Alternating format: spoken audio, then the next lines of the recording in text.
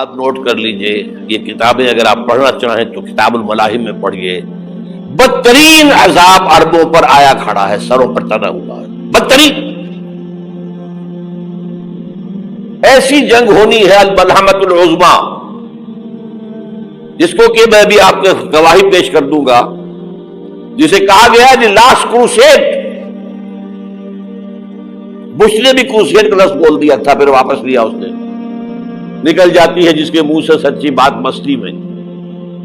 فقیہ مصلحت بین سے اور ہندے بادہ خار اچھا، کروسیڈ کہہ کر پھر واپس لیا. یہ کروسیڈ، اس کے اوپر جس قدر نقصان ہونا ہے عربوں کا. گریٹر اسرائیل بنے گا،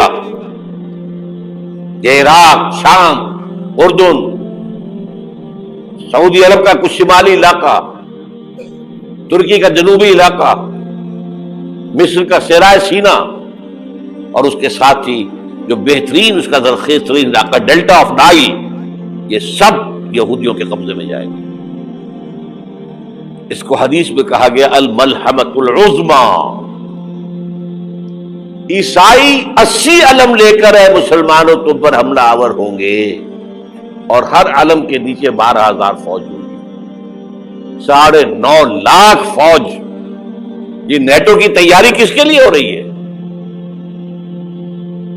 جب یو ایس ایس آر کا خاتمہ ہوا تو پوچھا گیا تھا نیٹو چیف سے، اب کس لیے؟ تمہارا وہ دشمن تو ختم ہو گیا، اب ہمیں اسلامک فنڈامنٹلزم سے نمٹنا ہے.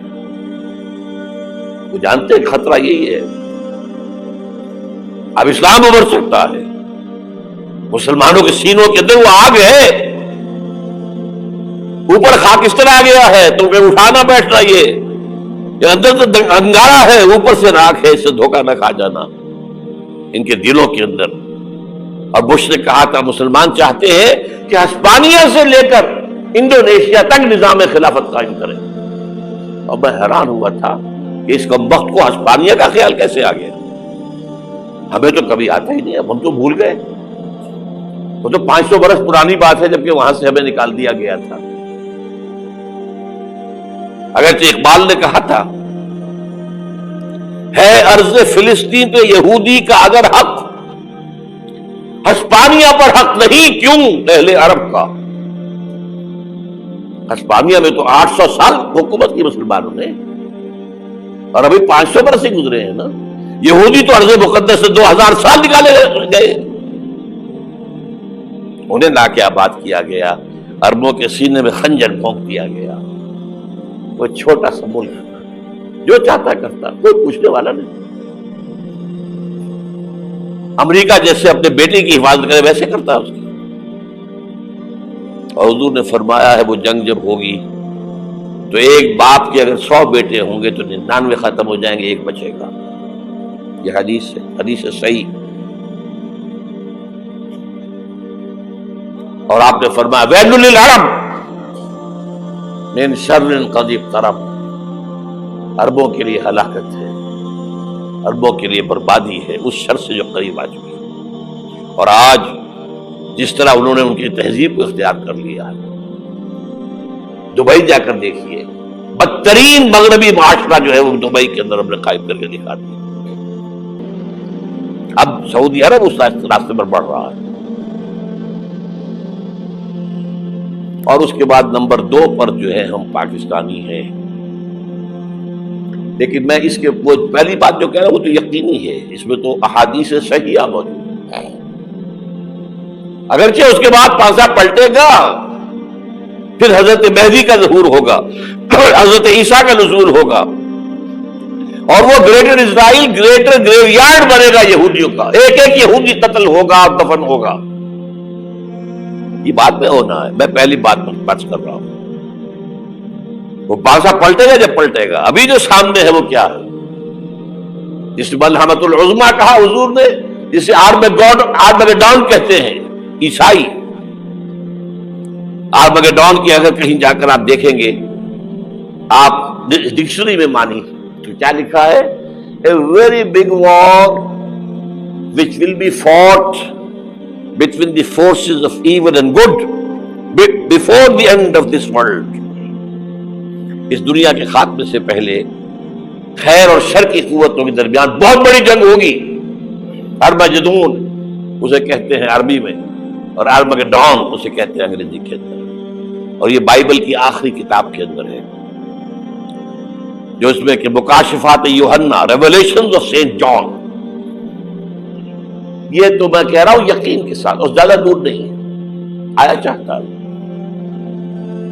اس لیے کہ یہودیوں کا اور عیسائی جو کنزرویٹوز ہیں، نیو کنزرویٹوز، ان کا 5 نکاتی ایجنڈا ہے متفق علیہ، جس کے تحت کہ یہ جنگ صلیبی شروع کی گئی ہے. تو سن لیجئے آپ. آرمیگیڈون نمبر 1، گریٹر اسرائیل قائم ہو جانا اس کے نتیجے میں نمبر 2، مسجد اقصی اور قبۃ الصغریٰ کو گرانا نمبر 3، وہاں 3rd ٹیمپل، وہ مسجد جو حضرت سلیمان نے بنائی تھی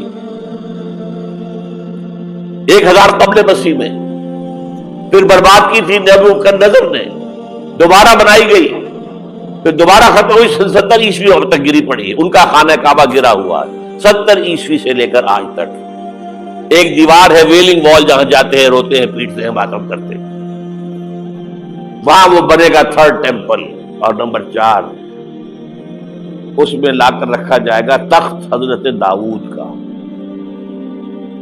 یہ تخت کہاں ہے اس وقت؟ یہ لندن شریف کے اندر، جو ان کی پارلیمنٹ کا جو چرچ ہے، ویسٹ منسٹر ایبے، اس میں رکھا ہوا ہے. ایک پتھر تھا جس پر بٹھا کر حضرت داؤد کی تاج پوشی ہوئی، پھر حضرت سلیمان کی ہوئی، پھر وہ پتھر رکھ دیا گیا جب حضرت سلیمان نے بنایا ہیکل مسجد اقصی. وہاں رہا وہ. ہر بادشاہ جو تھا یہودی اسی کے اوپر بٹھا کر اس کی تاج پوشی ہوتی تھی. سن 70 میں ٹائٹس نے گرایا اسے ہیکل کو، وہ پتھر لے گیا، وہاں سے روم گیا، روم سے آئرلینڈ گیا، آئرلینڈ سے اسکاٹ لینڈ آیا، اسکاٹ لینڈ سے انگلینڈ آیا، اور اب وہ رکھا ہوا ہے 14ویں صدی عیسوی سے آج تک. وہ ویسٹ منسٹر ایبے میں رکھا ہوا، ایک کرسی کی سیٹ میں اسے بنا دیا گیا ہے تخت کی شکل میں. اب انگریزوں میں کوئی ملکہ ہو، کوئی بادشاہ ہو جس کی بھی تاج پوشی ہونی اس میں ہو، یہ لا کر رکھا جائے گا 3rd ٹیمپل میں. اور اس پر یہودیوں کے خیال کے مطابق ان کا مسیحا آئے گا جو مسیح دجال ہوگا. عیسائیوں کے خیال کے مطابق حضرت عیسیٰ آئیں گے، وہ ہمارا بھی خیال ہے حضرت عیسیٰ آئیں گے علیہ الصلوۃ والسلام. بہرحال یہ تو بعد کی باتیں ہیں نا. اس وقت جو میں عرض کر رہا ہوں عربوں پر بہت بڑا عذاب، اور پاکستان کا معاملہ البتہ یہ ہے، میں یقین سے نہیں کہہ سکتا. ہینگنگ ان دی بیلنس، ہو سکتا ہے اللہ تعالیٰ ہم پر رحم فرمائے، ہو سکتا ہے، اگرچہ اس کی کچھ شرائط ہوگی. چمن کے مالک اگر بنا لے موافق اپنا شعار، اب بھی چمن میں آ سکتی ہے پلٹ کر چمن سے روٹھی بہار، اب بھی ہو سکتی ہے. اور یہ بھی ہو سکتا ہے کہ اللہ تعالیٰ نے معجزانہ طور پر ہمیں ملک دیا، ہم نے اللہ سے بدعہدی کی، وعدہ خلافی کی، غداری کی، لہذا سزا دی جائے اور ہم سے یہ ملک چھین لیا جائے. It's just possible. دور نہ سمجھے، اسے انہونی بات نہ سمجھے. جو گھیراؤ ہو رہا ہے آپ کے مغرب میں نیٹو فورسز اور مشرق میں بھارتی فورسز گدھوں کی طرح بیٹھے ہوئے انتظار کر رہے ہیں پاکستان اور ڈسٹیبلائز ہو جائے، یہاں اور بدامنی ہو جائے. اب لاہور میں پھر آج دھماکے ہو گئے ہیں. 2 دن پہلے کا دھماکہ میں سہ کے آیا ہوا ہوں، آپ کے سامنے بیٹھا ہوں. وہ جانے بچی ہیں جو ہماری اکیڈمی کا حشر ہوا، وہ تو میں آپ کو نہیں بتا سکتا. یہ سارا کیوں ہو رہا ہے؟ تاکہ یہاں بدامنی ہو جائے اور ہمیں جواز مل جائے. مغرب سے نیٹو فورسز داخل ہو جائیں، مشرق سے بھارتی فورسز آ جائیں اور ہمارے ایٹمی دانت توڑ کر اور پھر ہمیں بھارت کے سامنے ڈال دیا جائے. نو ڈو ایز یو لائک.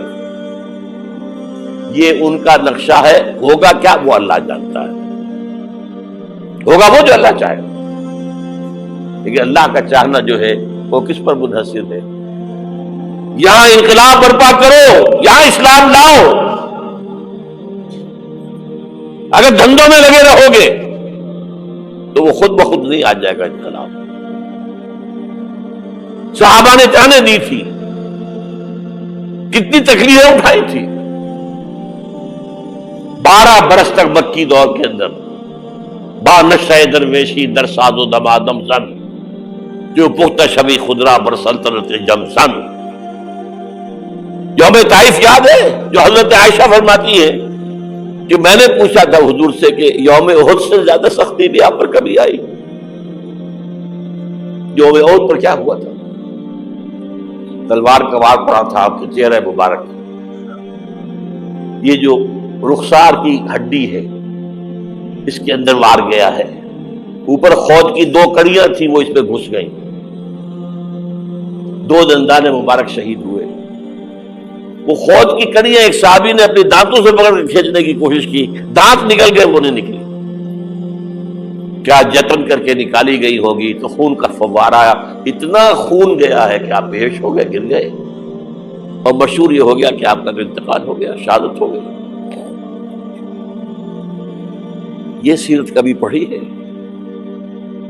حضرت عائشہ کے ہوش کا تو یہی دور تھا نا.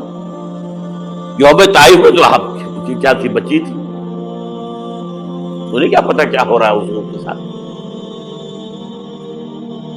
3 دن تک حضور مکے کی گلیاں اور وہاں کے اوباش لوگ پتھراؤ کر گئے تھے اس امید میں کہ شاید وہاں کا کوئی سردار ایمان لے آئے. تو یہاں تو ابو طالب بھی فوت ہو گئے. یہی دنیاوی سہارا تھا، خاندانی سہارا تھا ابو طالب کے ذریعے. اور گھر میں ایک دلجوئی کرنے والی رفیقہ حیات تھے، وہ بھی، ان کا بھی انتقال ہو گیا. آپ نے کہا یہ عام الحزن ہے. اب تو سب کو طے ہو گیا قریش کو کہ اب جیسے قتل کر دو. اسی لیے آپ گئے طائف، شاید وہاں کا کوئی بڑا سردار مانے، ایمان لے آئے مجھ پر تو میں اپنا مرکز ادھر شفٹ کر دوں. تینوں سے ملے ہیں، تینوں نے وہ جواب دیے ہیں نکل جاؤ یہاں سے، میں تمہارے ساتھ بات بھی کرنے میں تیار نہیں. اچھا تمہارے سوا کوئی نہیں ملا تھا اللہ کو نبی بنا کر بھیجنے کے لیے؟ دیکھو جاؤ، میں بات نہیں کرنا چاہتا، ہو سکتا ہے میں بے عزتی کر بیٹھوں، واقعی تم اللہ کے نبی ہو تو میں مارا جاؤں گا. جاؤ جاؤ جاؤ. یہ سلوک محبت کے ساتھ ہوا ہے. اور پھر چھوکروں کو، اسٹریٹ ارچنز جنہیں آپ کہتے ہیں، اشارہ کیا تھا خبر لو ان کی، پتھراؤ ہو رہا ہے. ساتھ کوئی ہے ہی نہیں، ایک آدمی صرف زید ابن حارثہ. اب سامنے سے پتھر آ رہے ہیں تو حضرت زید آگے آ جاتے ہیں، ڈھال بنتے ہیں، مجھے لگے پتھر حضور کو لگے، اب پیچھے سے آ رہے ہیں. چاروں طرف سے تو ڈھال نہیں بن سکتا ایک شخص. جسم لہو لہاب، خون جا کر جوتیوں میں جم گیا ہے، جوتی اتر نہیں دی. پھر وہاں سے واپسی پر جو دعا مانگی ہے، اللہم الیک اشکو ضعف قوتی وقلت حیلتی وہوانی علی الناس. اللہ تیری جناب میں فریاد لے کر آیا ہوں اپنی قوت کی کمی کا، اپنے وسائل کی کمی کا، اور جو ذلت و خواری ہو رہی ہے لوگوں کے سامنے. الا ملتقرنی، مجھے کس کے حوالے کر دیا ہے؟ الا بعیدی یتجہمنی، یہ میرے اوپر ہجوم کر کے آ جائے، حملہ کرے. اور عدو من لگتا امرے، یہ دشمن کے حوالے میرا معاملہ کیا، جو چاہے کرتے وہ. لیکن پھر ابدیت غالب آتی ہے. ان لم یکن علی غضبک فلا ابالی. اللہ اگر تو ناراض نہیں ہے تو مجھے کوئی پرواہ نہیں. سر تقدیم خم ہے جو مزاج یار میں آئے. مجھے اندیشہ یہ ہے کہ تو ناراض تو نہیں ہوگی. یہ تکلیفیں جھیلی ہے. سینکڑوں صحابہ نے جانوں کا نذرانہ پیش کیا ہے. احزاب کی جنگ میں فاقوں پر فاقے ہو رہے تھے، اور ان فاقوں کی حالت میں خندق کھودنے کا حکم ملا ہے. لوگوں کی کمریں دوہری ہو رہی ہیں، پتھر باندھے ہیں اپنے پیٹوں سے، اپنے چادروں کے ساتھ کس کر کمر دوہری نہ ہو جائے. اور جب صحابہ کدالیں چلا رہے ہیں تو کیا کہہ رہے ہیں؟ نحن الذین بایعوا محمدا علی الجہاد ما بقینا ابدا. اللہم لا عیش الا عیش الاخرہ. صحابہ کہتے تھے ہم وہ لوگ ہیں جنہوں نے محمد سے بیعت کی ہے کہ جہاد کرتے رہیں گے جب تک جان میں جان نکل جائے. تو بات اور جان ہے، چاہے ابھی بھوک سے کمر دوڑی ہوئی جا رہی، جان تو ہے. اور ایک دفعہ کہتے تھے اللہم لا عیش الا عیش الاخرہ، اللہ عیش زندگی تو آخرت کی زندگی ہے. اور حضور فرماتے تھے، حضور کے بیٹھے ہوئے نہیں تھے گاؤں تکیہ لگا کر، پتھر اٹھا اٹھا کر خندق میں سے لے جا کر باہر پھینک رہے تھے. جب صحابہ کہتے ہیں اللہم لا عیش الا عیش الاخرہ، حضور فرما رہے ہیں فاغفر الانصار والمہاجر، اے اللہ ان انصار اور مہاجرین کی مغفرت فرما دے. پھر حضور کی خدمت میں کچھ لوگ آئے، حضور اب یہ فاقہ ناقابل برداشت ہو گیا، دیکھیے ہم نے یہ پتھر باندھے ہوئے اپنے پیٹ کے ساتھ. حضور نے کرتا اٹھا کر دکھایا، وہاں 2 پتھر بندھے ہوئے. یہ ہے سیرت النبی. آپ کس چیز کو سیرت النبی سمجھتے ہیں؟ بہرحال اس موضوع پر میری ایک کتاب ہے منہج انقلاب نبوی، کہ انقلاب کیسے آیا تھا.